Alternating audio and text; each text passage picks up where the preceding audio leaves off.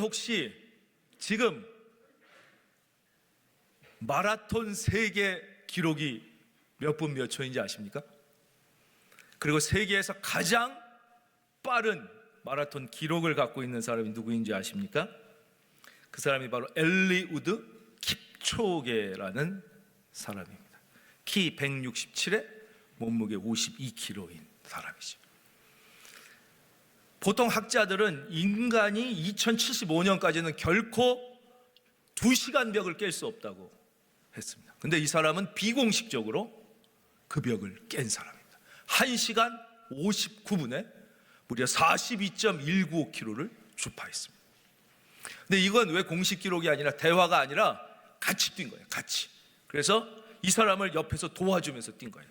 빨리 뛰는 사람들이 5km 뛰고 빠지고 5km 뛰고 빠지고 5km 계속 그렇게 뛸 수가 없으니까 이 사람만 계속 뛰어서 2시간의 벽을 허물었습니다.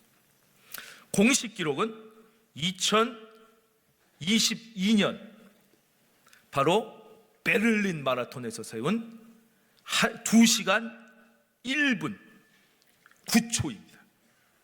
말할 수 없는. 우리나라 최고 기록이 이봉주 선수가 가지고 있는 2시간 7분대예요. 7분대.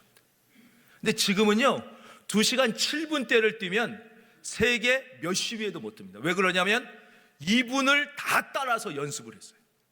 사람들이 이분의 연습법을 따라 연습하면서 세계적인 수준이 확 올라가서 2분, 3분, 4분대가 폭발적으로 늘었습니다. 엘리우드 킵초게. 이분은 이제 케냐다의 난디라는 아주 가난한 산골 마을에서 태어났어요. 아버지가 일찍 돌아가시고, 안 그래도 뭐 가난하니까 이제 학교를 뛰어다니는 것뿐이 없어요. 뭐 다른 게 없어. 버스도 없고 차도 없고. 근데 학교가 16km 떨어져 있었어요. 그러면 16km면 40리입니다. 40리. 심리가 4km예요.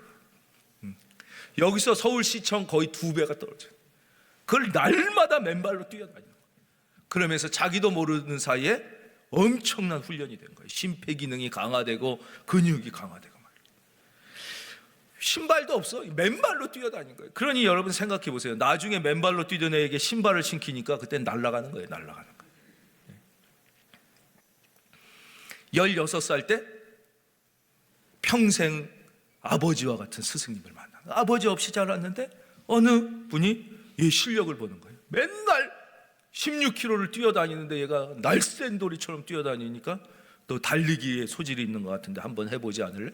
그래서 이분을 자기 아버지처럼 이 순종하면서 열심히 했어. 그래가지고 5000m 달리기 선수가 돼요. 5000m. 이분이 얼마나 성실한지 말할 수가. 아예 얼굴에 성실이라고 써 있어요. 근데 이분이 한 아주 유명한 말 중에 뭐가 있냐? 규율에 순종하는 자만이 진정한 자유를 누린다. 우리말로 번역하면 그런데 영어로 하면 discipline, 성경에 얘기하는 제자. 제자로서 순종하는 자만이 진정한 자유를 누린다. 위대한 말입니다. 즉 올 마라톤 선수는 마라톤 코스대로 뛰어야지 지가 이거 왜 이렇게 높아? 왜 이렇게 가팔러? 왜 이렇게 길 나빠? 딴 데로 뛰면 이건 끝이라. 그 코스의 규율에 복종해야 된다. 훈련도 선생님의 말씀에 복종하는. 그때 진정한 자유. 마라토너는 그 코스를 그대로 뛸 때 진정한 자유가 있는 것이다. 아주 이 훌륭한. 이번 이 케냐에 가면 믿음 좋은 분들이 생각보다 꽤 많이 있습니다. 5000m에 막 연습을 너무너무 열심히 한 거예요. 가장 성실한 선수로. 그래가지고 18살 때 세계 선수권에서 금메달을 따. 그래서 꿈이 생겼을 거 아니에요? 올림픽에 나가서 올림픽 금메달을 따겠다는 게 이 사람 꿈이었어요. 열심히 노력을 해가지고 2004년에 아테네 올림픽에 5000m에 나갔어요. 그래가지고 동메달을 딴 거예요. 동메달. 이 꿈이 생기죠? 그 다음에 베이징 올림픽에 또 5000m 나가서 은메달을 땄어요. 은메달. 그 막 이제 꿈이 가까워 올 거 아니에요? 근데 그 다음에 이미 나이가 20대 후반이 접어들게 된 거예요. 그래가지고 올림픽은커녕 국가대표 선발전에서 탈락을 하게 됩니다. 그리고 이제 나이가 너무 많기 때문에 이제 은퇴하라. 많이 얼마나 그 순간 마음이 힘들었겠어요. 근데 그 선생님이 야 엘리우드야, 너 혹시 마라톤을 해보면 어떻겠냐. 그래서 이 트랙 선수가 마라톤으로 바꾸면서 지금 이분을 인류 역사상 가장 위대한 마라토너라고 합니다. 이 마라톤 역사에 우리나라의 송기정이 있고 인간 기관차 자토팩이 있고 맨발의 아베베 위대한 선수들이 많지만 다 합쳐도 가장 위대한 마라토너가 왜 생겼냐? 국가대표 5000m에 탈락함으로써 새로운 길이 열려요. 여러분, 인생의 문이 닫히면 하나님이 더 좋은 문을 열어주심을 믿을지어다. 절망하고 낙담하면 거기서 끝나는 거예요. 불평하고 비관에 불이 켜지면 인생 끝나는 거예요. 하나님께서 새로, 그래가지고 트랙이 아니라 이제는 맨 땅 위를 뛰기 시작하면서 나가면서 이분이 자기 속에 이렇게 어마어마한 마라톤의 능력이 있는 걸 알게 됐어요. 그래서 그 다음 올림픽에 2016년에 마라톤 선수로 나가서 드디어 꿈에도 그리던 금메달을 따는 거예요. 그리고 그 다음 2020년에 또 가서 연속으로 또 금메달을 땁니다. 올림픽 역사상 마라톤은 2번 연속해서 금메달 딴 분이 역사상 이분하고 딴 분 딱 2분이 없어요. 다른 스포츠랑 다릅니다. 그리고 모든 메이저 대회에 나가지고 다 우승하는 거예요. 계속. 마라톤은 아시겠지만 이 대회 우승했다가 막 바뀌잖아요. 19번의 메이저에 대해 가서 17번 우승하면서 자기 스스로 세계 기록을 계속 가르칩니다. Only the disciplined ones are free. 오직 순종하는 자만이 진정한 자유를 누린다. 우리 사랑하는 성도님도 하나님께서 여러분을 사랑해서 불러주신 거란 말이에요. 그래서 첫째, 인생의 문이 닫혔다고 그래서 좌절하면 안 돼요. 아하, 하나님께서 새로운 문을 여시는구나. 반드시 우리는 소망을 가져야 돼요. 소망. 믿음, 소망, 사랑. 믿음이 있는 자는 소망. 그리고 순종해야 돼요. 순종. 안식일을 기억하여 거룩히 지키라. 말씀에 순종해요. 하나님 같은 분도 천지를 6일 만에 다 지으시고 7일 날 다 이루었다. 그리고 쉬셨어요. 그럼 너희도 6일은 힘써 네 일을 할 것이나 제7일은 나의 일이다. 나이다. 그날은 온전히 마음을 다해 나에게 맡겨라. 그런데 우리가 그걸 못 믿는 거예요. 그래갖고 무거운 짐을 나 홀로 지고 계속 내가 인생의 괴로움을 내가 불안해서 못한다 그러니까 그게 안 되는 거예요. 여러분 언제부터 우리나라가 잘 사는 나라가 됐어요? 옛날에 조선시대 때는 쉬는 날이 없었어요. 잘 살았습니까? 밥도 제대로 못 먹고 굶어 죽었어요. 예수 믿는 나라부터 주일을 쉬기 시작하면서 그 나라들이 선진국이 되고 그걸 받아들이면서 우리나라도 이렇게 잘 사는 나라가 된 거예요. 여러분 개인의 인생도 마찬가지입니다. 인간적으로 생각하지 않고 말씀에 순종하면 여러분의 삶에 기적이 일어나게 됩니다. 아니 상식적으로 생각해보세요. 9일이라고 하루 쉬는 게 잘 될 것 같지? 안 돼요. 성경에 그렇지 않다고 돼 있어요. 그래서 소련이 어떻게 했어요? 우리는 우리대로 한다. 니들이 6일이라고 하루 쉬니까 그 정도지. 우린 미국을 이기겠다. 그래서 법을 바꿨잖아요. 9일이라고 하루 쉬기. 그래갖고 나라가 망했어요. 여러분 주일을 걱정하지 마십시오. 하나님께 주일을 온전히 드리면 뭐라고 그랬어요? 하나님 나머지 6일을 내가 축복하리라. 축복하는 거예요. 순종할 때 우리는 기적을 경험하게 되는 것이죠. 29절 본문 보겠습니다. 이튿날 요한이 예수께서 자기에게 나오심을 보고 이르되 보라 보라 세상 죄를 지고 가는 하나님의 어린 양. 세상 죄에서 여기 세상은 뭐예요? 나예요. 나의 죄를 지고 가시는 거예요. 예수. 그래서 요한복음 3장 16절 세계에서 제일 유명한 성경 구절 하나님이 세상을 이처럼 살아. 이 세상이 뭐예요? 이런 게 아니에요. 나를 인간을 이처럼 여기 세상도 마찬가지예요. 나의 죄를 지고 가시는. 우리가 이 말씀을 읽을 때 주님이 나의 죄를 지셨구나. 이게 다시 구원의 감격이 새로워져야 됩니다. 구원의 감격. 우리가 예수 믿고도 구원의 감격을 잊어먹고 살 때가 많고 구원의 감격이 쓰러져 있어요. 구원의 감격이 잠들어 있어요. 여러분 안에 잠들어 있는 구원의 감격이 깨어나 춤추게 되기를 바랍니다. 그럴 때 우리 안에 새로운 기쁨이 에너지가 막 쏟아지게 되는 거예요. 세상 죄를 지고 하나님의 어린, 이건 무슨 뜻이에요? 소유격이에요. 하나님 매께 속한 어린 양이라는 뜻이에요. 또 하나 여기서 의는 이 원문을 보면 기원격입니다. 즉 예수님은 사람으로부터 온 분이 아니라는 거예요. 세상으로부터가 아니라 하나님으로부터 오신 어린 양, 이런 뜻이에요. 여기서 의는 소유격과 기원격 다 가지고 있습니다. 그런데 그걸 어떻게 하라는 거예요? 보라, 보라. 눈으로 경치 구경하듯 보라, 이게 아니에요. 시가 아니에요. 영화 보듯 보라, watch, 그게 아니에요. behold 이렇게 돼서 behold. behold 이게 무슨 뜻이에요? hold가 뭐예요? 붙잡는다 아니에요? 붙잡는다, hold. 그래서 권투 경기 같은 거 보면 때리지 않고 막 끌어안으면 뭐라고 그래요? 홀딩했습니다 그러잖아요. 끌어안는다, 붙잡는다, 붙잡는다. 즉 그 예수님을 어떻게 해야 돼요?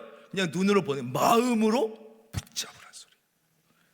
예수님을 마음으로 붙잡을 때 어떤 일이 일어납니까? 여러분, 우리가 세상 살 때 얼마나 속상한 일이 많습니까? 정말 24시간 직장 생활하고 가정 생활하고 애 키우고 길에서도 그렇고 너무 속상한 일이 많죠. 화날 일도 많죠. 억울한 일은 또 얼마나 많습니까? 속상한 일은 얼마나 많습니까? 여러분, 이런 것들은 붙잡으면 안 되는 거예요. 이런 모든 눈물 날 일, 슬픈 일, 억울한 일, 가슴 아픈 일은 다 패스. 이건 붙잡으면 다 패스예요. 패스. 다 보내야 돼요. 패스. 패스를 잘해야 돼요. 패스. 그래서 마틴 루터 목사님 뭐라고 그랬어요? 화나는 생각, 못된 생각, 억울한 생각, 눈물, 생각나는 건 어쩔 수 없다. 그러나 그거를 묵상하지 말라고 그랬어요. 우린 그걸 묵상해. 속상한 얘기 하나 들으면 속상한 걸 묵상해. 원통한 일 하나 있었으면 그걸 그러니까 이게 점점 커져서 나의 영혼을 짓누르게 되는 거예요. 그건 자꾸 다 보내야 되는 거예요. 다 보내고 무엇을 붙잡아야 돼요? 예수님만 붙잡는 거예요. 말씀만 붙잡는 거예요. 기도만 붙잡는 거예요. 찬양만 붙잡는 거예요. 역시 우리 교회는 아멘도 잘하셔요. 진짜. 이번에 또 부흥회 하면서 우리는 박수 치는 것도 잘하고. 정말이에요. 붙잡는 거. 찬송을 부를 때 그냥 찬송을 패스하면 안 돼요. 찬송이 그냥 앞에서 막 부르고 누구 부르니까 패스. 찬송을 붙잡아야 돼요. 그 가사를 내가 붙잡을 때 가사에 담긴 능력이 나의 삶에 나타나게 돼요. 근데 우리는 억울한 얘기, 속상한 거, 뉴스 뭐 이런 거는 계속 붙잡아. 그리고 찬송은 막 패스, 그냥 말씀도 패스, 예수님도 패스. 이러 안 되는 거예요. 붙잡아. 그럼 우리 삶에 어떤 일이 일어나는 거예요? 내 영혼이 맑아지기 시작합니다. 내 영혼에 힘이 생기기 시작합니다. 그 전까지 우리가 예수 믿어도 미운 오리 새끼예요. 우리는 세상 사람들은 오리거든요. 그런데 우리가 세상과 다르니까 그 사람들이 우리 볼 때 미운 오리 새끼처럼 보이는 거예요. 뒤뚱, 우리 잘 못 걸어요. 그렇죠? 반은 믿음으로 살려고 그러는데 반은 또 세상 따라가려고 그러니까 이게 안 맞아, 보조가. 그래서 세상 사람들은 가는데 우리는 뒤뚱 거리가 비웃음. 그러나 우리가 예수를 붙잡으면 그때부터 우리의 영혼이 맑아지고 우리의 삶에 힘이 생기기 시작하고 오직 여호와를 앙망하는 자는 새 힘을 얻으리니 독수리의 날개치며 여러분이 독수리처럼 변화되는 거예요. 그 전에 미운 오리 새끼처럼 사는 거예요. 왜요?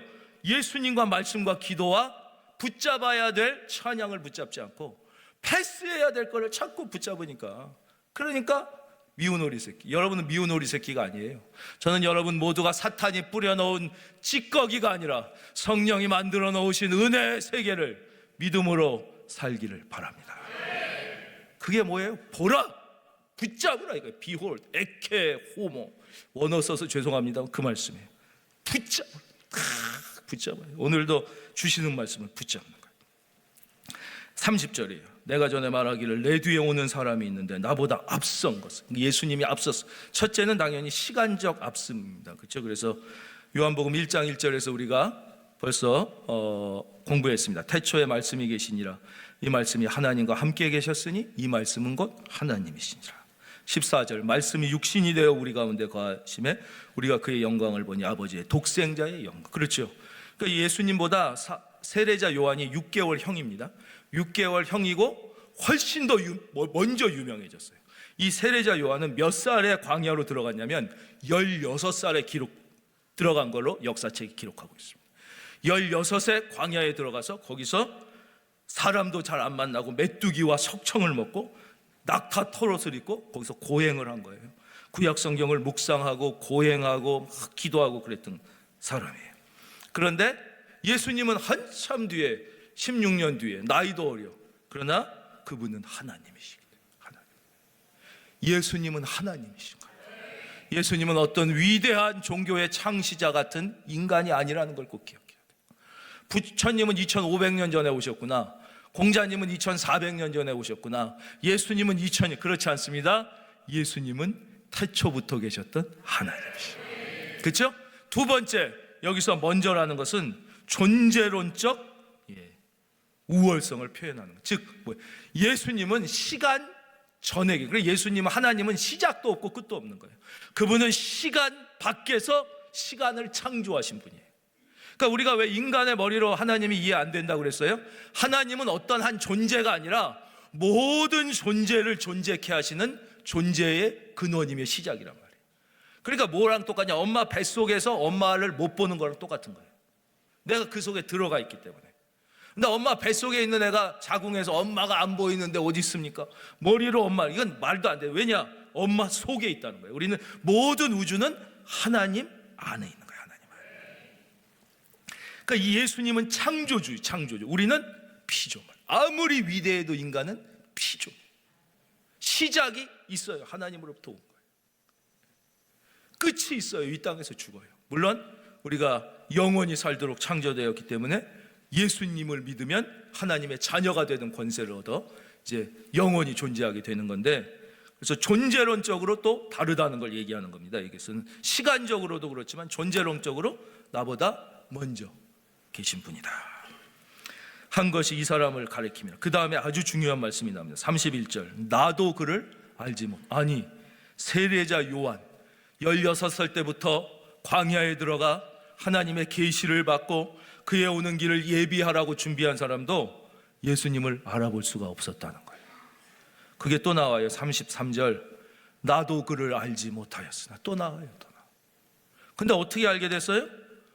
나를 보내어 물로 세례를 베풀라 하신 그분이 누굴까요?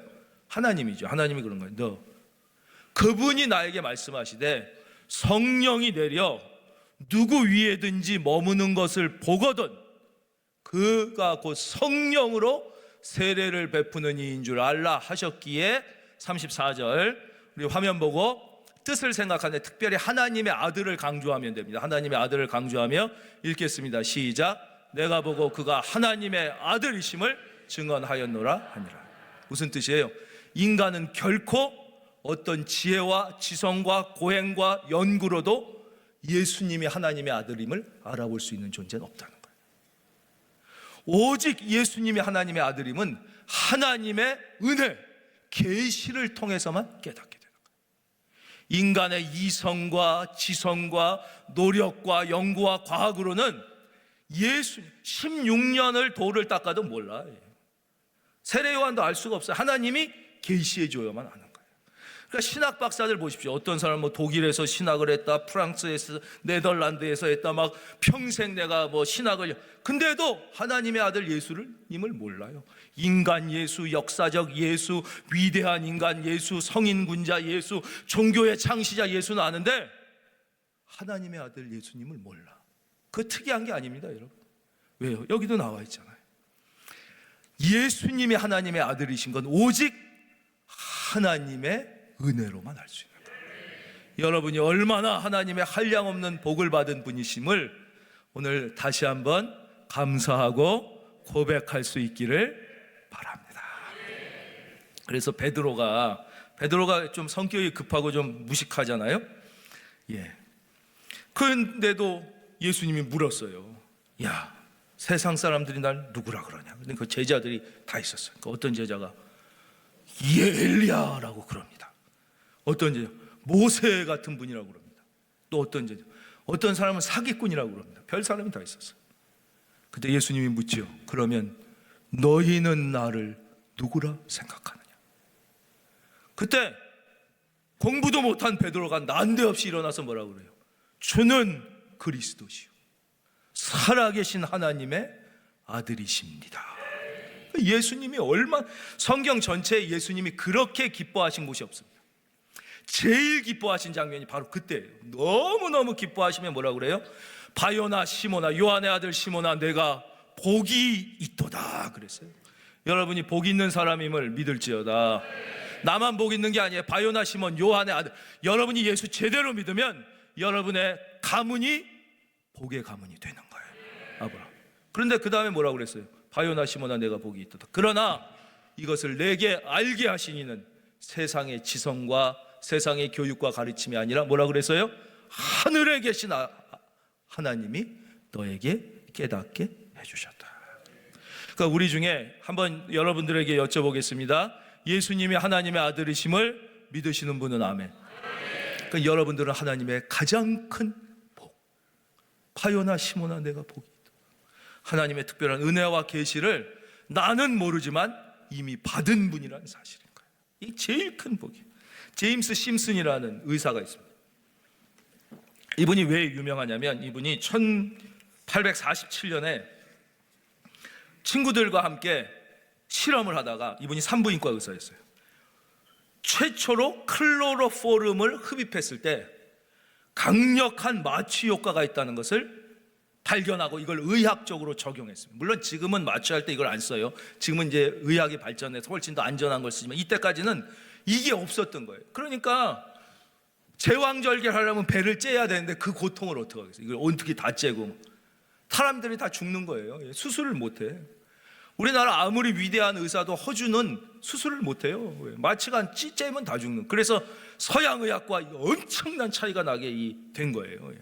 이분이 그거를 최초로 적용했어요. 그리고는 빅토리아 여왕이라고 잘 아시죠? 영국의 제일 유명한 그분이 여왕인데도 아주 훌륭한 어머니예요. 그분이 훌륭한 애를 숨풍 많이 낳았어요. 근데 이분이 수술을 할 때 이 의사가 클로로포름을 해가지고 통증 없이 해가지고 애를 많이 낳을 수 있게 된 거예요. 그러니까 얼마나 세계적으로 유명해지고 이 마취법을 수많은 의학자들이 받아들이게 되면서 일대 서양 의학의 수술의 혁명이 일어나게 된 거예요. 위대한 사람입니다. 이분이 나온 학교가 에딘버러라는 학교예요. 그 학교에서 이제 졸업생들을 앞에 두고 연설을 했어요. 그 한 졸업생이 물었어요. 선생님, 교수님의 평생에 수많은 업적이 있는데 그 중에 가장 자랑스러운 업적은 무엇입니까? 가장 위대한 발견은 무엇입니까? 물었어요. 여러 가지가 있었겠죠. 가장 엘리자베스 여왕, 그분 때 영국이 세계의 제일 강대가 우리로 치면 세종대왕이에요. 그러니까 엘리자베스 여왕을 수술한 겁니다. 실험실에서 클로로포름을 처음으로 인간에게 적용할 수 있다는 것을 답이 많을 거 아니에요? 근데 이분이 뭐라고 그랬습니까? 제 생애 가장 위대한 발견은 예수 그리스도 그분을 발견한 것입니다. 위대한 고백이에요. 예수 그리스도 그분을. 그러니까 여러분들이 우리가 볼 때는 세상적으로 아무것도 아니지만 하나님이 여러분에게 얼마나 엄청난 은혜와 축복을 주신지를 우리가 자꾸 망각하면 그걸 다시 깨닫고 감사하고 우리가 힘들어도 그걸 자꾸 고백하고, 우리 성도 부흥회 때 들으신 말씀처럼 눈앞이 캄캄해도 이미 주신 은혜를 다시 떠올리고 그 하나님을 생각하고 이렇게 하면 이길 수 있다. 그 다음 32절입니다. 요한이 또 증언하여 이르되 내가 보매 성령이 비둘기같이, 비둘기처럼 돼. 비둘기는 평화의 상징이에요. 지금 비둘기가 너무 많아져가지고 비둘기 먹이 주지 마세요 이래가지고. 근데 비둘기가 평화에, 그래서 우리도 88 올림픽 때 성화할 때 비둘기를 쫙 날린 거예요. 비둘기가 왜 평화의 상징이 됐냐면 노아의 방주에 갇혔을 때 물이 얼마나 줄었나 보려고 다 보내는데 까마귀는 그냥 혼자 왔다 갔다 하다가 도망가 버리는데 비둘기는 올리브 나무가지를 다 물고 돌아왔어요. 그래서 이제 나무가 나와, 이걸 깨닫게 됐어요. 그래서 이제 비둘기가 평화의 상징이 됐어요.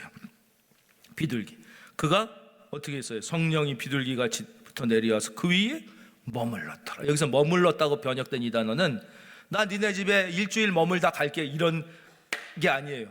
당신과 결혼해서 내 삶을 영원히 함께 하겠습니다. 이 머무는 거예요. 마음과 마음이 하나 돼서 머무는 거예요. 그러니까 여러분, 예수님을 믿는다는 건 뭐냐? 예수님이 어떻게 여러분의 마음을 다 아시는지 아세요? 예수님의 마음이 여러분의 마음과 함께 있기 때문에 그래요. 그러니까 우리도 내 마음이 하나님과 함께 있으면 하나님의 뜻을 늘 깨닫고 용기를 내고 힘차게 살 수 있어요. 근데 마음이 거기에 안 있고 맨날 딴 데가 있죠. 딴 데. 세상에 가 있는 거예요. 세상과 하나님을 겸하여 섬길 수 없는, 걱정에 가 있고 염려에 가 있고 근심에 가 있고 문제에 가 있으니까 하나님의 그 뜻을 모르는, 그래 놓고 맨날 하나님의 뜻이 뭔지 궁금합니다. 마음이 하나님께 가 있으면 하나님의 마음을 아는 거예요. 여러분, 하나님의 마음은 여러분과 함께 하시는 거예요. 그래서 하나님은 여러분의 기도를 들으실 뿐만 아니라 여러분의 작은 신음에도 응답하시는 거예요. 왜? 마음이 같이 와 있어요. 어느 유명한 선교사님이 쓰신 글이 있어요. 그 글 얘기 하나 해드리고 말씀을 맺겠습니다. 어느 기업가가 있었는데 이 사람이 엄청나게 대성공을 한 기업가예요. 그래서 TV에도 여러 번 나오고 그래서 웬만한 사람은 다 아는. 근데 이제 결혼해서 살다가 처음에는 뭐 사랑해서 했는지 모르겠지만 점점 사업하고 뭐 세계를 돌아다니고 막 술집에도 다니고 막 이 여자 저 여자 막 이러다 보니까 점점 아내랑 거리가 멀어지기 시작했어요. 집에 한 달에 한 번 오고 뭐 그랬을까요? 그러면서 점점 마음이 멀어지다가 결국은 별거를 하기 시작했어요. 별거를 하고 마누라랑 전혀 상관없이 사는 거예요. 자기는 부러울 게 없어. 근데 이 아내가 견디다 못해서 남편에게 이혼을 요구합니다. 이렇게 사는 게 무슨 사는 겁니까? 이럴 바에 우리 이혼을 합시다. 좋다. 뭐 이혼해서 내가 뭐 자유롭고. 생각해 보니까 이혼을 하면 첫째, 자기의 사회적 평판이 나빠질 것 같아요. 자기 유명한 사람인데. 둘째, 재산 분할을 해야 돼. 이 큰 부자니까 이거 상당히 억울한 거예요. 그냥 생각해 보니까 어차피 지금 별거하고 따로 사는데 내 자유롭게 굳이 이혼해서 막 TV 나오고 막 재판 가고 막 속 썩고 이럴 필요가 없으니까 아내를 설득해야겠다고 생각했어요. 그래서 이제 아내를 찾아갔습니다.